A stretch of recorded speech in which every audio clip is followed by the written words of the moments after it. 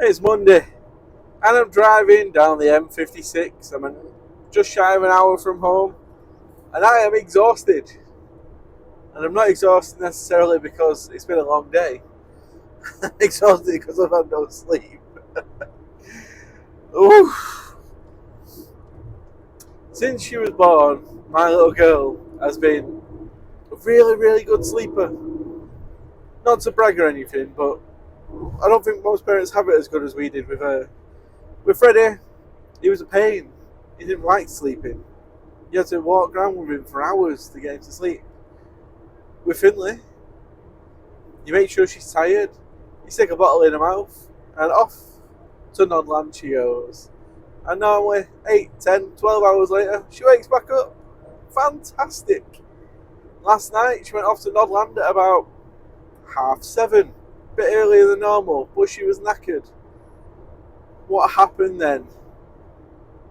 I don't know. She woke up and she did not want to go back to sleep. So, oh god. I can't even think what time she woke up. But at midnight, I decided I'd had enough of the screaming. I had enough of trying to get her back to sleep. And I abandoned her with my wife. No, she didn't mind, obviously. She was getting up a bit later than me, and I had to be up early. And she's fantastic, honestly. My wife is amazing. So I decided at 12:30 that I was just going to get on the road, get as far towards my destination as possible, and then have a nap in the van. Which is what I did. I got on the road and I was surprisingly awake. And I got down about 40 miles from Harrow, and I thought I better pull over because there's no point me getting there stupidly early because there's nowhere to park. And then I might as well stop at the services. I've got 2 hours for free. I can have a nap, and then I can use the toilets, etc. if I need them. So that's what I did. I pulled up at the services. Don't ask me which ones, I can't remember. I parked up in a nice dark area, secluded, no one else around. It was peaceful. Got my pillow out. I sat here on a pillow and I was like, I can't get to sleep. So I went for a walk around the services, went for a pee, came back, got back in the van. 20 minutes later, I finally nodded off. And I set an alarm to wake me up, so I wasn't there for over 2 hours. So I wanted to be there, have a nap for about an hour. An hour, my alarm went off, I turned it off, and I went back to sleep for another half an hour. And I woke up, and I had 5 minutes before my 2 hours was up.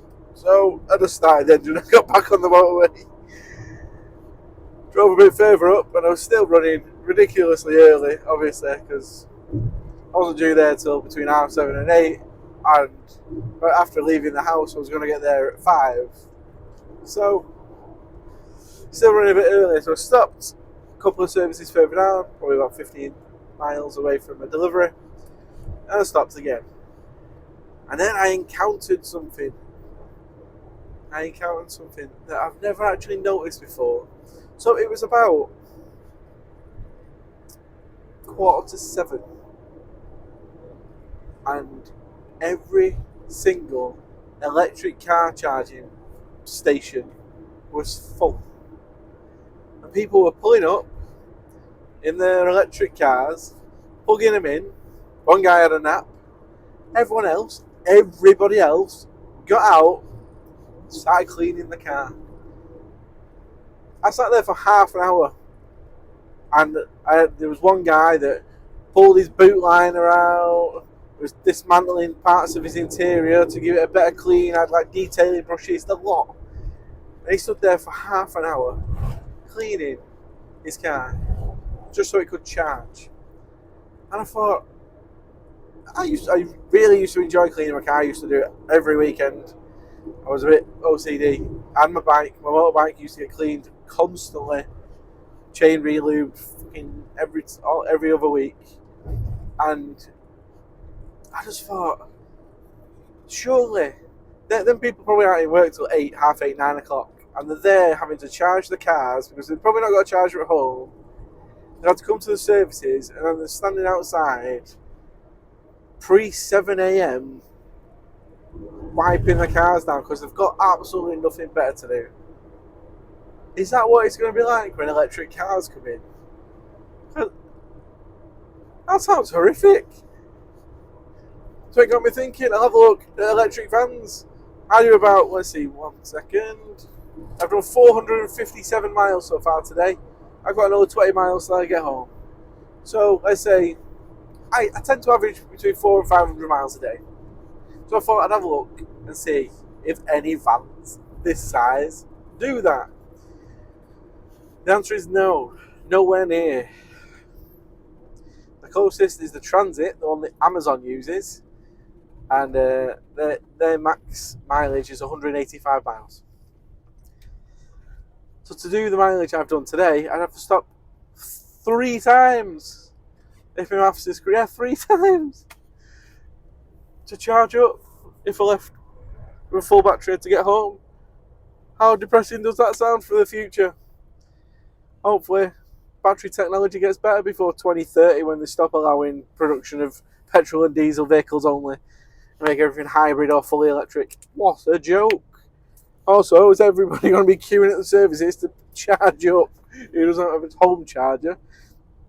I couldn't have an electric van at home. I couldn't charge it because my van's parked on the road. I have to have a wire going out onto the road. What? No, not going to happen. Anyway, I'm just ranting now. Today, what have I done? I delivered in Harrow this morning. Got fed up of waiting round. Started driving back up. Got to Oxford Services. Found a job from Milton Keynes to Wrexham Industrial Estate, where I've just delivered. And now I'm driving home because I'm knackered. And I want to go and have a cuddle with my wife and kids. And probably fall asleep and start drooling all over them. Sounds wonderful. I've not got anything on for tomorrow. I've not actually got anything on until Friday. It's going quiet again. I keep getting told it's going to be busier soon. Next week looks dead busy. It's quiet again.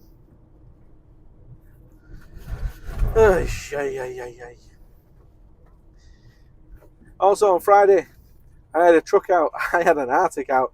You'll see it in another video. Not this one. I've already mentioned it before, but let's elaborate. It was supposed to pick up at 9 a.m. It was supposed to deliver at 5 a.m. It had 224 miles to go, and it cost me £400. Cheap as chips. Did it deliver on time? No. It delivered this morning instead. Do you know what? I'm not actually sure if it delivered this morning because the job is still classing as accepted on the CX. They've not even picked it up according to them. Luckily enough, I phoned them about 36 times. And I'm going to phone them again now because it's 4:10 and I've not heard anything. Which is a bit of a joke. Second point. The driver last week or the week before, can't remember what it was, that was co-loading after doing a site clearance for me. He sent me an invoice asking for an extra 60 quid for handball.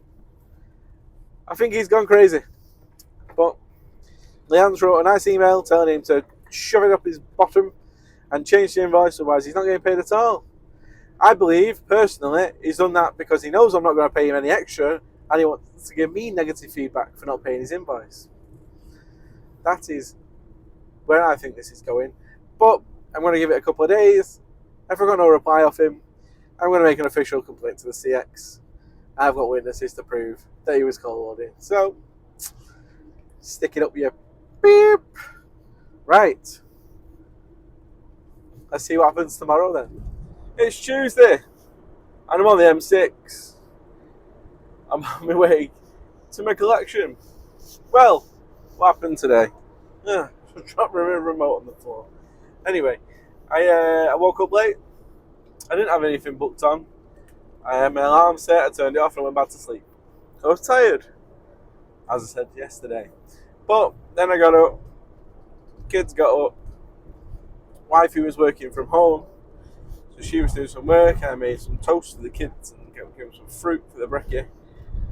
And then their plan was, wifey was going to do some work, I was going to have the kids for a little bit until my father-in-law came round. Then he was going to have the kids, I was going to get ready and come to work, find a job, do something. And instead my phone rang and it was my customer. And he went, I know I spoke to him about it yesterday, but did I give you any details? I was like, what about the collection from Birmingham? I went, he said, yeah. I went, no, you made it sound like your lads were doing it. And he went, oh no, you're doing it. I'll send you the details now. Get on the road. So I ran upstairs, had a quick shower, got dressed, and got in the van. And whilst he was on the phone, he also said, as you'll be passing Sandbach services, will you stop in there, go to the comms tower and pick up some kit that they don't need? So I said, yeah, no problem. So I've done that. I've got the kit on board now. And I'm about 20 minutes away from my collection in Birmingham. And then I've got to drop it all back in Stockport this afternoon. And then that's going to be a nice quiet day for me. I've got nothing booked on for tomorrow. I've got nothing booked on for Thursday. I've got one booked on for Friday. Now, I have a question for anybody that has any sort of knowledge. So it's a question, and I'll just say it. So I've been booking trucks and bigger vehicles up quite a fair bit more recently on the CX. I've got a couple of 7.5 tonners. I've been asked to book quoted a 7.5 tonner today. I've had the Arctic. I've had a couple of big Lutons, and recently, 3 or 4 of these vehicles have been, 2 are Polish registered, left-hand drive, Polish driver, couldn't really speak much English, and 2 were Romanian left-hand drive that couldn't speak much English. But I keep booking them on the CX through English companies. So how am I ending up with foreign drivers? Now, I'm not bothered as long as the job gets done and it's on time and it's done well. But my customers keep asking, why has a Romanian truck turned up to pick up my goods? And I don't know how to answer that question, because I don't know why there's a Romanian truck picking up your goods. I don't know how that works, because I'm booking companies on the CX.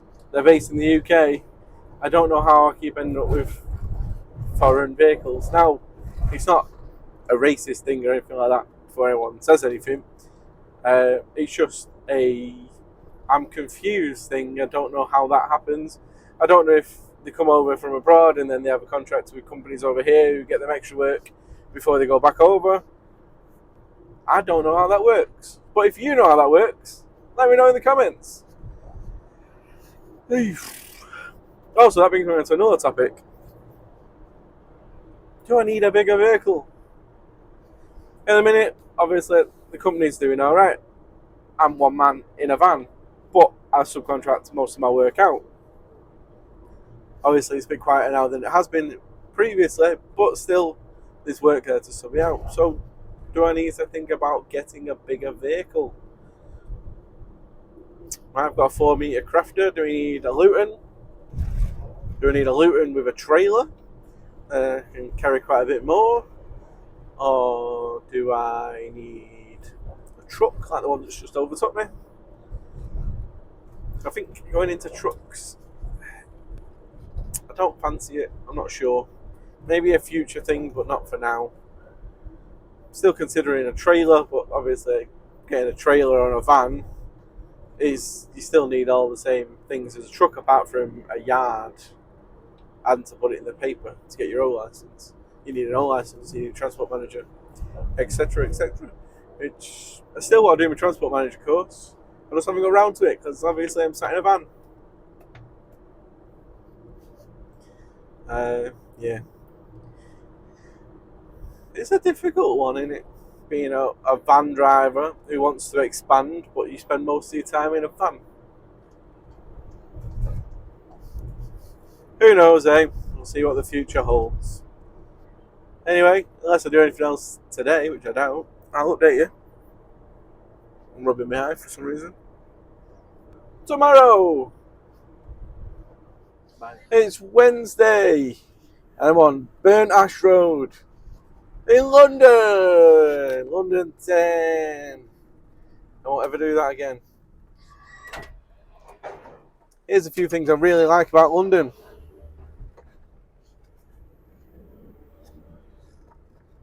Right, I'm glad that's over. A few things have annoyed me today. Traffic. Width restrictions. I can get through them, but I don't like them. Who the fuck likes them? And late people. Late people vexes me all the time. Oh, anyway. Yes, I'm in London today. I've got 2 site clearances. One from Greenwich, one from Beckenham, and taken back up to Stockport. I drove all the way down here empty, but I get decent money for the job anyway, so it covers me driving down here. But I did try and get jobs to come down. I quoted on the CX on those jobs you see every night, picking up between midnight and 2 a.m. from the same place, going all over the country. Well, we all know who they're for, and we all know what company they're going out of. And I've heard a few horrible stories about it, but I thought, I'll quote anyway. I've got to be down in the. I've got to do 230 miles dead. I might as well try and get paid for it. So I put a cheap quote in at 80 pence a mile for a long wheelbase job. I didn't get it. I actually put 3 in. Didn't get any of them. Yeah. Oh well. I actually got overtaken by a fair few with the stickers covering the doors. So, yeah, didn't get them. Anyway, I'm down in London. I was listening to Delivery Man. If you don't know Delivery Man, go and give him a follow. He basically talks about his day on the courier exchange and being a courier, but he's faceless. You don't see who he is. You get to see his view and where he's driving. And he goes into a lot more detail than most of us do. And he does it pretty much daily. Anyway, I was listening to Delivery Man, and he was talking about his weight, his weight issues. And I've always had weight issues. I've always thought I was fat. I've always been told I'm fat. But I've never been as big as I've been in the last few years. And I'm trying to be on a diet. Trying. Mainly because my weight is affecting my health and what I eat is affecting me. And I need to change. It's not that easy, Delivery Man said about being back in the van, and he said he put weight on again after losing a load of weight. And it's not easy to be healthy and be on the road. Now we've got Neil at Neptune. He's got his routine. Sometimes he fasts in the morning, doesn't eat until later on in the afternoon. Sometimes he just has fruit, etc. I had apples before, and they made me hungrier. I'm starving right now, but I've not had my dinner yet because it's only 20 to 9. But I'll probably have it after my next drop, and then I'll be starving until tea time tonight. I might pick up a snack. But I'm trying to be healthier anyway. But I was just thinking, it is hard, isn't it, being on the road all the time? Especially if you're tramping out. Like, you might bring a packed lunch, a healthy packed lunch with you one day, but if you're tramping out and then the next day you've got to like sort your own food out, and your cooler bag's no longer cold, so you just got to pick bits up as you go along. It's not that easy. What are your thoughts on it? You got any health tips for a fat man? My wife's going to shout at me for this part of the video. But my belly's growing. I need it to stop. And my health's not getting any better. Yeah. Anyway. Yeah, so go follow Delivery Man if you don't, anyway. Because he's making good content. And I would like to say thank you to the 1,078 subscribers that I have now. I appreciate everyone here, and I hope the channel keeps growing. I'm going to end up blocking this junction. Not good. Anyway, right, I'll just dump it here. That's not good, but oh well. Anyway, Yeah. Van next to me telling me how much I'm in the yellow box. I already know, but we're moving now, so oh well. We'll start moving. Just gonna rear end this cougar out my way. Ugh. Right, so this is Wednesday. 2 site clearances back to Stockport. Let's see how tomorrow comes. I don't have a clue what I'm even saying anymore. Going doolally. It's Thursday, and I'm on Aspen Way in London again. I'm in London again. And I was late for my delivery, which is the first. I'm normally an hour early. I left the house this morning at 3 a.m, which should have got me into London for 7. Instead, it got me to my drop at 8:30. With a little stop, it took me 5 hours and 13 minutes to do 220 miles. That's ridiculous. We're in a tunnel. You can see my green lights now. Bloody hell. Yeah, I had a delivery on West India Dock Road this morning. Shout out to AAA Vans. They were also there delivering to the same site. They had all the steel work. I had all the rest. They're still there. They were there before me offloading, and they're still there offloading. I just offloaded myself because the lads were busy offloading the steel. And now I'm on my way over to a site clearance in Ilford. I didn't have this site clearance before. I got a phone call about 7:15 off a customer that's sending me to London saying, "What are you doing today?" I went, "Delivering in London for you." He went, "Oh, great. I've got a site clearance." Oh, God. It's only, I'm only 15 minutes away, which is brilliant. And it's Thursday. Woo. We've got another van out today. We've got Mo out delivering in Keswick. I feel like I'm wrong, but it's a CA postcode.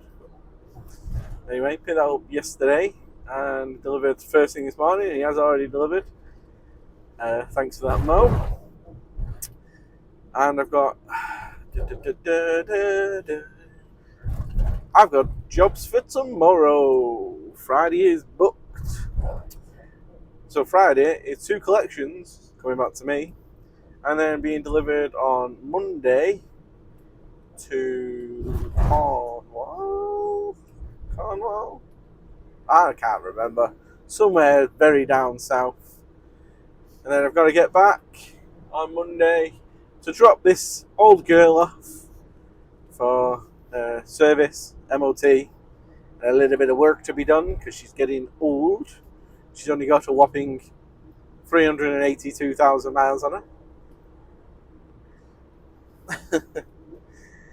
Oh gosh.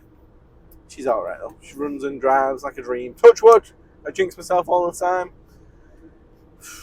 Right. Anyway, I'm going to crack on. If anything exciting comes up, I'll update. If not, I'll catch you tomorrow. So it's still Thursday.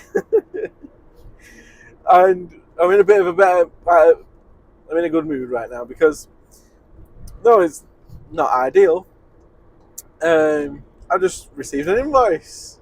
And it's a corrected invoice from the driver on the CX that co-loaded. I gave him negative feedback, and then he sent me an invoice with an extra 60 quid on it for handball and waiting time, which didn't happen. So I emailed, Leanne gave me an email to send to him saying, correct your invoice, send it back, otherwise you won't be getting paid. Personally, I thought he was going to ignore me and leave his invoice until I didn't pay him, and then give me negative feedback or make a complaint against me. But no, he's just corrected his invoice and sent it back over. I'm very grateful. Though a lot of you thought I shouldn't be paying him at all. It's a nice Audi Q8. Right, so I'm half an hour from Stockport and can finally drop all this soggy wet rubbish that stinks. Oh, there was a spider's nest or whatever they're called, and it was in a box, and I dropped the box in the back of the van, and they just ran everywhere. And I hate spiders. Every year I end up with spider webs here And I get in the van, and I get them in my face, and I've got a spider in my hair, and I hate spiders. Oh. You may think of me in a wuss, but there was hundreds of them. And they're going to live in my van now until they all die. God. I've had mice in my van, I've had snails, I've had frogs, I've had all sorts. Spiders are the worst. They end up everywhere. Anyway, I've sorted the Cardiff job. That's booked out through the CX. Driver should be on site to collect in about half an hour.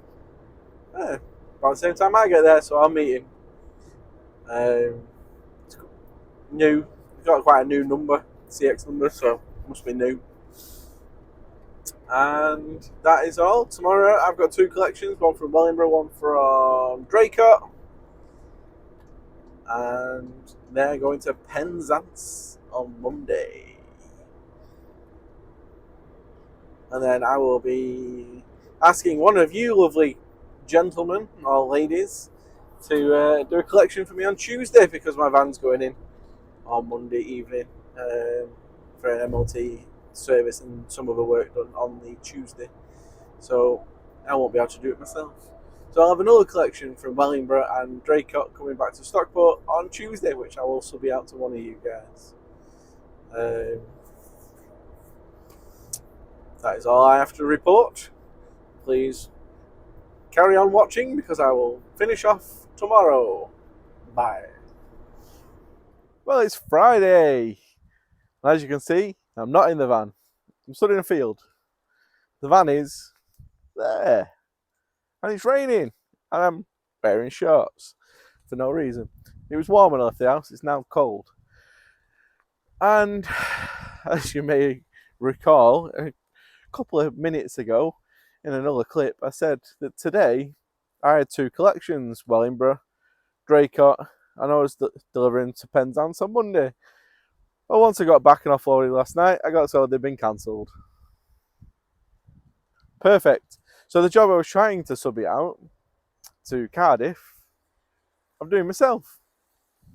So here we are. We're in, well, we're not in Cardiff, we're in the middle of the arse end of nowhere in Wales, but it's a Cardiff postcode. And with this is our delivery spot. Can you see the tower? Yeah, I'm not driving through this field because it's very wet. So I'm really hoping the riggers, when they turn up, have a photo before. And this is the end of the week. It's Friday finally. And I hope everyone's having a good Friday. I'm probably not going to find another job from here because it's not a busy area. I've looked on the CX and there's nothing within 30 miles of me currently. I'm not really in the mood to sit and wait around. I potentially still have a job down towards Cornwall on Monday. Just waiting for the price to be accepted or not accepted. But we'll see that later. But that's it. I'm going to get this delivery done, and then that's the week over and done with. So I hope everyone's had a good week. It's not been massively busy for me. It's been decent, but not massively busy. And I've not subbed. I've subbed 1 job out this week. 1. That's it. So quite quiet. But I hope everyone's had a good week, earned some decent money, and I hope you all have a fantastic weekend. Please do like and subscribe. The subscribers are growing. I really appreciate all of you. And I'll catch you on the next one. Bye-bye. Just another little clip because I know there's going to be some confusion. I did say that I'd subbed the Cardiff job out. And he was supposed to arrive on site at the same time as me. I arrived on site, got 3/4 offloaded. And then he still hadn't arrived. So I decided to cancel him and do it myself. But don't worry, I did give him a cancellation fee because I'd booked him anyway, so he got a cancellation fee and I'm doing the job myself, so it was running late anyway. Right, bye bye.